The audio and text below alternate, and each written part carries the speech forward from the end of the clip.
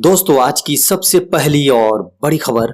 झारखंड में प्रवेश करने वालों को रजिस्ट्रेशन कराना हुआ अनिवार्य। दोस्तों, देश के किसी भी हिस्से से अगर आप झारखंड में प्रवेश कर रहे हैं तो आपको रजिस्ट्रेशन कराना आवश्यक है। अगर आप हवाई, रेल या सड़क मार्ग से अगर आप झारखंड आ रहे हैं तो रजिस्ट्रेशन कराना जरूरी है। आप झारखंड travel.nic.in पर रजिस्ट्रेशन करा सकेंगे। यह रजिस्ट्रेशन यात्रा के लिए प्रस्थान करने से पूर्व करना होगा। झारखंड में प्रवेश करने के बाद अगर आप निबंधन कराते हैं तो वह मान्य नहीं होगा। बाहर से आने वाले लोगों को पहले की तरह 7 दिनों तक होम क्वारंटाइन में रहना होगा। केंद्र सरकार, दूसरी राज्य सरकार, खनन, निर्माण, औद्योगिक, कृषि, स्वास्थ्य देखभाल से जुड़े लोगों के अलावा 72 घंटे के अंदर राज्य से लौट जाने वाले लोगों को होम क्वारंटाइन के नियम से पहले की तरह छूट दी गई है। झारखंड के पूर्व मुख्यमंत्री श्री रघुवर दास ने कहा, 10वीं और 12वीं की परीक्षा रद्द करे सरकार। दोस्तों, पूर्व मुख्यमंत्री और भाजपा के राष्ट्रीय उपाध्यक्ष रघुवर दास ने झारखंड बोर्ड की 10वीं और 12वीं की परीक्षा रद्द करने की मांग की है। उन्होंने गुरुवार को कहा कि कोरोना काल में बच्चों के स्वास्थ्य और सुरक्षा से बढ़कर कोई चीज नहीं है। ऐसे में 10वीं और 12वीं की परीक्षा तत्काल रद्द कर दी जानी चाहिए। पिछले दिनों प्रधानमंत्री नरेंद्र मोदी ने बच्चों के हित में सीबीएसई की 12वीं की परीक्षा को रद्द करने का निर्णय लिया था। इसके बाद आईसीएसई बोर्ड समेत देश के अन्य राज्यों ने भी 10वीं 12वीं की स्टेट बोर्ड की परीक्षा रद्द करने का फैसला लिया है। उन्होंने कहा, कोरोना की दूसरी लहर काफी हद तक नियंत्रण में है, परंतु तीसरी लहर को लेकर भय बना हुआ है। झारखंड के सरकारी शिक्षक आएंगे रोस्टर के अनुसार स्कूल। दोस्तों, झारखंड के सभी सरकारी स्कूलों के शिक्षकों को अब रोस्टर के अनुसार विद्यालय आना होगा। स्कूली शिक्षा एवं साक्षरता विभाग के सचिव ने सभी जिला शिक्षा पदाधिकारियों और जिला शिक्षा अधीक्षकों को इसके लिए निर्देश देने को कहा है। शिक्षक स्कूल आकर U-+ में अपने स्कूल से संबंधित डाटा अपडेट करेंगे। उन्होंने किताब वितरण का भी डाटा ई-विद्यावाहिनी पोर्टल पर अपलोड करने के निर्देश दिए। जिन बच्चों को किताबें नहीं मिल पाई हैं, उन्हें अविलंब उनके घर जाकर उपलब्ध कराने को कहा है। दोस्तों, मौसम को लेकर बड़ी खबर सामने आ रही है। 3 दिनों में झारखंड में दस्तक देगा मानसून। मौसम विभाग के अनुसार दक्षिण पश्चिम मानसून सामान्य गति से झारखंड की ओर आगे बढ़ रहा है। इसके अगले 3 दिनों में झारखंड में दस्तक देने की उम्मीद है। वहीं बंगाल की खाड़ी में एक कम दबाव का क्षेत्र बन रहा है। इसके 11 जून तक गहरा होने की संभावना है। इससे राज्य में मानसून के आने के लिए पर्याप्त अनुकूल परिस्थितियां बन रही हैं। मौसम पूर्वानुमान में बताया गया है कि राज्य में बारिश, वज्रपात और तेज हवा का दौर 13 अप्रैल तक चलने की संभावना है। इसके बाद मानसून की बारिश होगी। मौसम पूर्वानुमान में बताया गया है कि राज्य में मानसून के आने के लिए सभी अनुकूल परिस्थितियां बन रही हैं। ऐसे में उम्मीद की जा रही है कि इस बार मानसून की बारिश झारखंड में बेहतर होगी। 21 जून से टीकाकरण की नई गाइडलाइन होगी लागू। केंद्र सरकार ने 18 साल से अधिक उम्र वालों को फ्री टीका लगाने का ऐलान किया है। प्रधानमंत्री नरेंद्र मोदी ने राष्ट्र के नाम संदेश में सरकार के इस फैसले की घोषणा की थी। 21 जून से 18+ के सभी नागरिकों को फ्री वैक्सीन दी जाएगी। इसे देखते हुए स्वास्थ्य मंत्रालय ने वैक्सीनेशन प्रोग्राम की नई गाइडलाइन जारी की है। ये गाइडलाइन 21 जून से लागू हो जाएगी। झारखंड की राजधानी रांची में मुख्यमंत्री आवास के बाहर गिरा विशाल पेड़, टला बड़ा हादसा। दोस्तों, कांके रोड स्थित मुख्यमंत्री आवास के पास बीच सड़क पर एक बड़ा सा पेड़ गिर गया। पेड़ गिरने से घंटों तक आवागमन बाधित रहा। अगर उस जगह पर कोई व्यक्ति या कोई गाड़ी होती तो बड़ा हादसा हो सकता था। पेड़ गिरने की सूचना मिलने के साथ ही नगर निगम की टीम पहुंची और पेड़ को हटाकर रास्ते से हटाया। आपको बता दें कि पिछले कई दिनों से कांके रोड स्थित मुख्यमंत्री आवास के आसपास के वैसे सभी पेड़ों की छटाई की गई थी जो सड़क की तरफ झुके हुए थे। झारखंड में टाना भगतों के परिवारों तक मोबाइल वैन के माध्यम से मिलेगी टीकाकरण की सुविधा। दोस्तों, झारखंड में अब टाना भगतों के परिवारों के लिए राज्य सरकार ने कोरोना संक्रमण के खतरे से उन्हें बचाने को वैक्सीनेशन प्रोग्राम से जोड़ने का निर्णय लिया है। इसके लिए स्वास्थ्य मंत्री श्री बन्ना गुप्ता ने अपर मुख्य स्वास्थ्य विभाग, जी हां, अपर मुख्य सचिव स्वास्थ्य विभाग को गुरुवार को निर्देश जारी किया है। इसके बाद अब झारखंड के सभी टाना भगतों को चिन्हित किया जाएगा। विशेष टीकाकरण के माध्यम से टीका लगाने की पहल होगी। उनके निवास स्थान के आसपास टीकाकरण की व्यवस्था सुनिश्चित की जाएगी।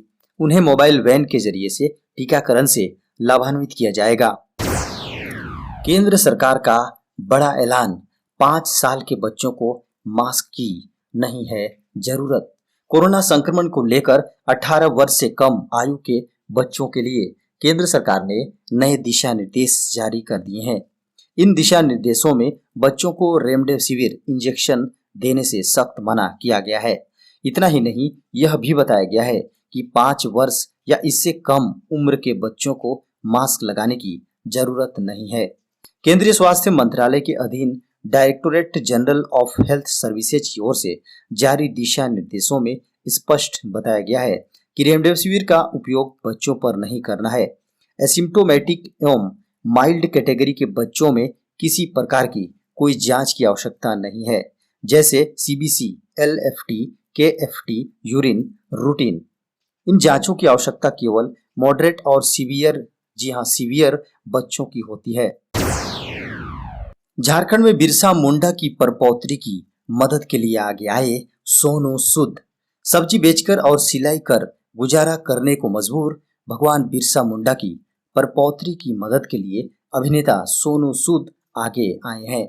सोनू सूद ने ट्वीट कर लिखा, यह बच्ची पढ़ेगी भी और पढ़ाएगी भी। 9 जून को आदिवासियों के भगवान बिरसा मुंडा की पुण्यतिथि पर बिरसा के वंशज आज किस हाल में है को लेकर विभिन्न समाचार पत्रों में खबर प्रकाशित हुई थी। खबरों के अनुसार बिरसा की परपौत्री जॉनी कुमारी सब्जी बेचकर और सिलाई कर गुजारा करने को मजबूर है। जॉनी बिरसा कॉलेज खूंटी में स्नातक भाग 3 की पढ़ाई कर रही है। आर्थिक स्थिति अच्छी नहीं है, इसी के कारण सब्जी बेचने का फैसला लिया। जब इससे भी काम नहीं चला तब कपड़ा सिलने का काम करने लगी। आपको बता दें कि बिरसा मुंडा के वंशज लगातार सरकार से यह मांग करते आ रहे हैं कि उन्हें कुछ सुविधा दी जाए। अब सोनू सूद की मदद से बिरसा की परपौत्री जॉनी कुमारी के सपने साकार होंगे। रेल यात्रियों को मिल सकती है बड़ी खुशखबरी, आरटी-पीसीआर की नेगेटिव रिपोर्ट का झंझट होगा खत्म। दोस्तों, रेल यात्रियों के लिए काम की खबर है। अगर आप रेल यात्रा करने की प्लान कर रहे हैं तो हो सकता है आपको किसी आरटी-पीसीआर नेगेटिव रिपोर्ट की जरूरत ही ना पड़े, क्योंकि अगर आपने कोरोना की वैक्सीन ले ली है तो उसका सर्टिफिकेट ही काफी होगा। रेल मंत्रालय एक ऐसे ही प्रस्ताव पर विचार कर रहा है जिसे इसी महीने मंजूरी मिल सकती है। कोरोना वैक्सीन की डोज लेने वालों को केंद्र, जी हां, ट्रेन से सफर के दौरान अब आरटी-पीसीआर की नेगेटिव रिपोर्ट के झंझट से छुटकारा मिल सकता है। वैक्सीन लेने के बाद आप अपना सर्टिफिकेट आरोग्य सेतु ऐप पर वेरीफाई कर सकते हैं। यह सुविधा आरोग्य सेतु ऐप पर कुछ दिन पहले ही शुरू की गई है। राज्यसभा चुनाव हॉर्स ट्रेडिंग मामले में रघुवर दास की बढ़ सकती है मुश्किलें। झारखंड में राज्यसभा चुनाव 2016 में कथित हॉर्स ट्रेडिंग मामले में जांच कमेटी की ओर से पीसी एक्ट जोड़ने के आवेदन को रांची के जुडिशियल कोर्ट ने विजिलेंस कोर्ट में ट्रांसफर कर दिया है। विजिलेंस कोर्ट की ओर से यदि इस मामले में पूर्व मुख्यमंत्री रघुवर दास, एडीजी अनुराग गुप्ता और पूर्व मुख्यमंत्री के तत्कालीन प्रेस सलाहकार अजय कुमार के खिलाफ पीसी एक्ट की धारा जोड़ने की अनुमति प्रदान कर दी जाती है तो उनकी मुश्किलें बढ़ सकती हैं। रांची सिविल कोर्ट के जुडिशियल मजिस्ट्रेट चतुर्थ अनुज कुमार की अदालत ने इस मामले में सुनवाई के दौरान फैसला सुरक्षित रख लिया था। दोस्तों, एलपीजी सिलेंडर लेने वालों के लिए बड़ी खुशखबरी है। जी हां, अब अपनी मर्जी से चुन सकेंगे डिस्ट्रीब्यूटर। दोस्तों, एलपीजी सिलेंडर लेने वालों को अब गैस कनेक्शन बदलवाने के लिए परेशान नहीं पड़ेगा होना। जी हां, वे अपनी मर्जी से डिलीवरी डिस्ट्रीब्यूटर को चुन सकते हैं और अपनी सुविधानुसार किसी भी कंपनी से गैस ले सकेंगे। दरअसल पेट्रोलियम और प्राकृतिक गैस मंत्रालय जल्द ही एक नई सर्विस शुरू करने जा रहा है जिसका नाम डिजिटल एलपीजी पोर्टेबिलिटी है। इसमें ग्राहक एलपीजी सिलेंडर वितरक का चुनाव कर सकते हैं। सरकार की ये स्कीम पहले चरण में चंडीगढ़, कोयम्बटूर, गुड़गांव, पुणे और रांची आदि में शुरू होगी। धीरे धीरे इन्हें दूसरे राज्यों में भी शुरू किया जाएगा। डिजिटल एलपीजी पोर्टेबिलिटी के तहत कस्टमर मोबाइल ऐप पोर्टल के जरिए लॉगिन करके अपने अनुसार डिस्ट्रीब्यूटर का चुनाव कर सकेंगे। झारखंड में शिक्षकों के 39,000 पद पर नियुक्ति के लिए नियमावली को अंतिम रूप देने में जुटे अधिकारी। झारखंड में प्राइमरी से लेकर +2 स्कूल तक के 39,000 शिक्षकों के पद खाली हैं। स्कूली शिक्षा और साक्षरता विभाग ने इन पदों पर नियुक्ति की तैयारी शुरू कर दी है। इसके लिए जिलों से विषयवार शिक्षकों के खाली पद मंगाए जा रहे हैं। वहीं शिक्षक नियुक्ति नियमावली में संशोधन की प्रक्रिया भी अंतिम चरण में है। नियमावली को कैबिनेट की मंजूरी मिलने के बाद इसे लागू किया जाएगा। वर्ष 2018 में स्कूलों के विलय और शिक्षकों का रेशनलाइजेशन किए जाने के बाद लगभग 4,500 शिक्षकों के पद खत्म हो गए हैं। इसी कारण इन पदों पर नई नियुक्ति नहीं होगी।